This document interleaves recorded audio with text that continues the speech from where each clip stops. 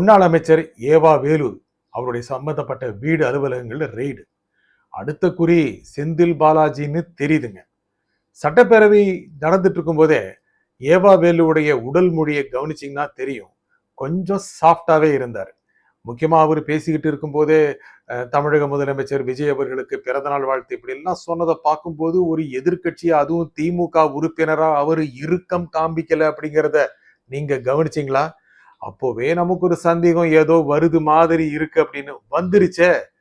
முன்னாள் அமைச்சர் ஏவா வேலு திமுக அரசுல இருந்த போது சில முறைகேட்டில் ஈடுபட்டதா புகார். இது தொடர்பாகத்தான் லஞ்ச ஒழிப்பு போலீசார் அவருக்கு சொந்தமான வீடு, அலுவலகம், கல்லூரி போன்ற 14 இடங்களில் சோதனை நடத்தினாங்க. இந்த சோதனையில பல்வேறு விஷயங்கள் அகப்பட்டுக்கிட்டு இருக்கிறதா சொல்றாங்க. இதை வச்சுக்கிட்டு வழக்கு கூட தொடரப்படும். அவருக்கும் அவர் சார்ந்தவர்களுக்கும் எதிராக சுமார் 8 பிரிவுகள்ல வழக்கு தொடரப்படும்னு சொல்லப்பட்டிருக்கு. இதுல என்ன முக்கியமான விஷயம் அப்படின்னா, இந்த ரெய்டு மூலமாக என்ன சொல்ல வருது விஜய் தலைமையிலான அரசு? முக்கியமாக திரு விஜய் சட்டப்பேரவையில உரையாற்றும் போது என்ன சொன்னாரு அப்படின்னா, இந்த பார்ட்டி ஃபண்ட் கலெக்ட் பண்றாங்க, பல்வேறு இடங்கள்ல முறைகேடு நடக்குது, யாரும் அரசாங்க காசை தொட விட மாட்டோம், தொட்டாலும் விட மாட்டோம், தொட்டவங்களையும் விட மாட்டோம் அப்படின்ட்டாரு. அப்போதாங்க ரொம்ப ரொம்ப கொந்தளிச்சாங்க திமுக காரங்க, வெளிநடப்பெல்லாம் செய்தாங்க.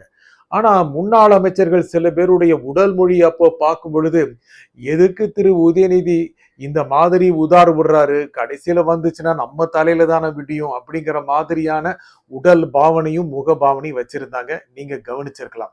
அதுல திரு ஏவாவேலும் ஒருத்தர். செந்தில் பாலாஜி ரொம்ப சைலண்டா கிரிம்மா இருந்தார். ஏற்கனவே சிறையில் இருந்துட்டு வந்தவர்.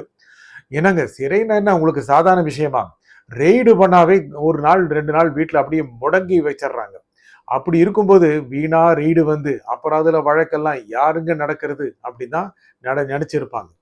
இந்த ரெய்டு தொடர்பா முன்னாள் முதலமைச்சர் மு.க.ஸ்டாலின் என்ன சொல்றாரு அப்படின்னா, நாங்கள் பல்வேறு பிரச்சனைகளை சந்தித்து வந்தவர்கள், இதற்கெல்லாம் அஞ்சு விட மாட்டோம், திரு ஏவா வேலு சட்டப்பூர்வமாக சந்திப்பார் அப்படின்னு சொல்றாரு.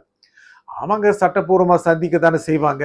ஏன்னா சட்டப்பேரவையிலேயே திரு முதலமைச்சர் திரு விஜய் வெளிப்படையா சொன்னாரு, பல்வேறு துறைகள்ல நேரடியாக கட்சி நிதினு போயிருக்குங்க அப்படின்னு சொன்னார். இதெல்லாம் தானே திமுக காரங்க கொந்தளிச்சாங்க.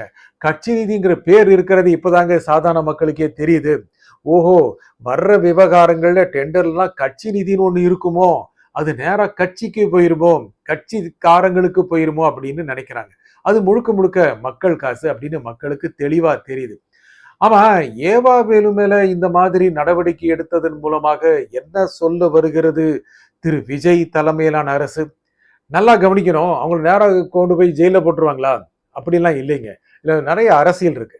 முக்கியமாக இந்த மாதிரி ஆட்சியில் இருந்தவங்க, முன்னாள் அமைச்சர்கள், இவங்களெல்லாம் நிறைய ஊழல் செய்திருக்கிறதா புகார்கள் இருக்கு. ஆனா எல்லாருமே நடவடிக்கை பாயறது இல்லை. அந்த மாதிரி நடவடிக்கை பாயும் பொழுது அவங்களுக்கு நிறைய ஹராஸ்மெண்ட் இருக்கும், நிறைய சிக்கல்கள் இருக்கும், சும்மா கோர்ட்டு கேஸ் நடந்துட்டு இருக்கும். இந்த சமயத்துல அவங்க என்னென்ன செய்வாங்க அப்படின்னா, உடனே கட்சி மாறிடுவாங்களா? மாற மாட்டாங்க. இருக்கிற கட்சியிலேயே இருந்துகிட்டு ஆட்சி செய்யறவங்களுக்கு சார்பா இருப்பாங்க, சாஃப்டா இருப்பாங்க, மென்மையா இருப்பாங்க, ரொம்ப கடினமா இருக்க மாட்டாங்க. இருக்கிற கட்சி, அவங்க இருக்காங்களே இப்ப கட்சி, அதுக்கு நல்ல நல்ல வழியா சொல்லி தருவாங்க, நல்ல வழியா சொல்லி தருவாங்க. அப்படி என்னன்னா கெட்ட வழியாவும் சொல்லி தருவாங்க. இது எல்லாம் வச்சுக்கிட்டு தாங்க அரசியல் நடத்தப்படுது. ஒரு அரசியல் பிரமுகர் மேல, முன்னாள் அமைச்சர் மேல நடவடிக்கை எடுக்கும் பொழுது அவங்களுடைய நடவடிக்கைகளை எப்படி மாறணும் அப்படிங்கிறத ஆளுங்கட்சி தீர்மானிக்குது. இங்கே முதலமைச்சர் திரு விஜய் தீர்மானிக்கிறார். நல்லா கவனிக்க வேண்டிய விஷயங்க. இது எல்லாமே நடந்துகிட்டு இருக்கும் பொழுதுதான் பல்வேறு விஷயங்கள் வெளியே வருது. முக்கியமா உங்களுக்கு தெரியும், மின்சாரத்துறை தொடர்பான வெள்ளை அறிக்கை வெளியிடப்படுது. அது அமைச்சர் நிர்மல்குமார் வெளியிடுறாரு. அதுல என்ன சொல்றாருன்னா, கிட்டத்தட்ட 9 டெண்டர்கள்ல 1000 கோடி ரூபாய் ஊழல் நடந்திருக்கு முந்தைய ஆட்சியில் அப்படின்னு நிர்மல்குமார் சொல்றார்.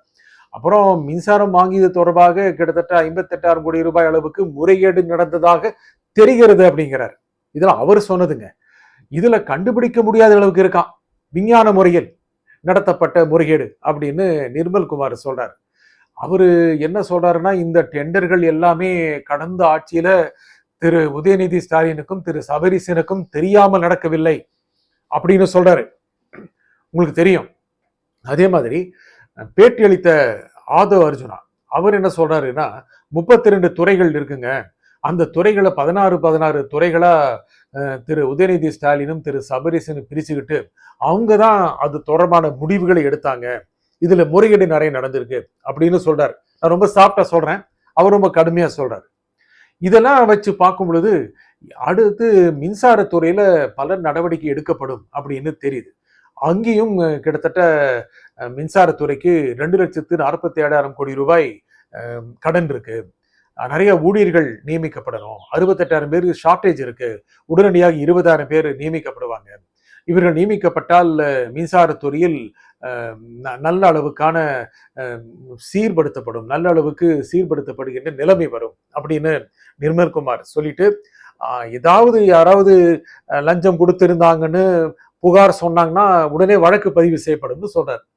யாராவது சொல்லுவாங்களா? முதல்ல கொடுத்த நிறுவனங்கள் அவங்க சார்பானவங்க சொல்லுவாங்களா? மாட்டாங்கல்ல. அப்பனா வராமே போயிருங்கிற மாதிரி தெரியுதுங்க.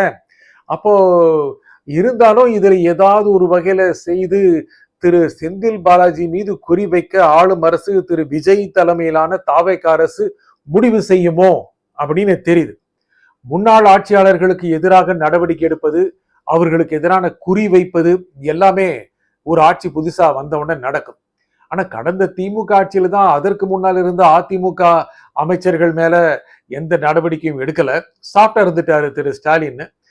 அதனாலதான் இப்போ அவருக்கு எதிராக நடவடிக்கை எடுக்கப்படுது. அவருடைய அமைச்சரவையில் இருந்தவர்களுக்கு எதிராக நடவடிக்கை எடுக்கப்படுது. இந்த மாதிரியான ஊழல் புகார்களை வெளியே கொண்டு வரும்போது மக்கள் என்ன நினைப்பாங்க? ஏன் திரு ஸ்டாலின் எடுக்கல அப்படின்னா, ஒருவேளை முன்னாள் அதிமுக அமைச்சர்களுக்கு எதிராக நடவடிக்கை எடுத்தால் அவங்களுக்கு சார்பாக மக்கள் ஆகிவிடுவார்களோ, சாஃப்ட் கார்னர் வந்துருமோ, பரிதாபம் வந்துருமோ அப்படின்னு நினைச்சார். ஆனா இந்த ஆட்சி அப்படி இல்லை. திரும்ப திரும்ப ஊழல் ஒழிக்கப்படும்னு சொல்றாங்க. கட்சி நிதி முழுக்க நிறுத்தப்படும்னு சொல்றாங்க. எதற்குமே யாருமே லஞ்சம் வாங்க மாட்டார்கள் அப்படின்னு சொல்றாங்க. லஞ்சத்தை ஒழித்து விட்டோம்னு சொல்றாங்க. டெண்டர் முறையீடு நிறுத்தப்பட்டு விட்டது அப்படின்னு சொல்றாங்க. பத்திரப்பதிவில் எந்த விதமான ஊழலும் இல்லைன்னு சொல்றாங்க. எல்லாம் சொல்றாங்கல்ல. அதே மாதிரி பள்ளிகள் பதிவு செய்வதிலும், தனியார் பள்ளிகள் பதிவு செய்வதிலும் எந்த விதமான தொகையும் வாங்கப்படுவதில்லை அப்படின்னு அந்த பள்ளிகளுடைய சங்கங்களுடைய நிர்வாகிகள் சொல்றாங்க. அப்பனா கடந்த ஆட்சியில் ஊழல் நடந்திருந்தால் அதை வெளிக்கொண்டு வருவதில் திரு விஜய் உறுதியாக இருப்பாரா? இருக்க முடியுமா? அப்படி இருந்தால் அவருக்கு என்ன பலன் கிடைக்கும்? கடந்த ஆட்சியில் இருந்தவர்களை எல்லாம் சிறையில் தள்ளிவிட்டால் இந்த ஆட்சிக்கு புகழ் வந்து சேருமா, பெருமை வந்து சேருமா? இதெல்லாம் இருக்கு இல்லையா? அந்த மாதிரி நிலைமையில் தான் திரு ஸ்டாலின் சொல்றாரு, நாங்க இதுக்கெல்லாம் அசைஞ்சு கொடுக்க மாட்டோம். எதுக்குங்க அசைஞ்சு கொடுக்க போறாங்க? ஏதேதோ அவங்க எதே பார்த்ததா சொல்றாங்க. இதுல முக்கியமான விஷயம் என்னன்னா, இப்படி எல்லாம் விஜய் காமிச்சார்ல, அதை பத்தி திரு ஸ்டாலின் பேசியிருக்கிறாரு.